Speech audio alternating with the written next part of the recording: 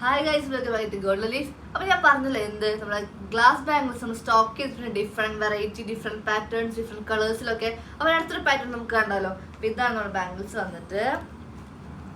ഇത് മൾട്ടി കളറിലും സിംഗിൾ കളേഴ്സിലും ഒക്കെ നമുക്ക് ബാംഗിൾസ് അവൈലബിൾ ആണ്.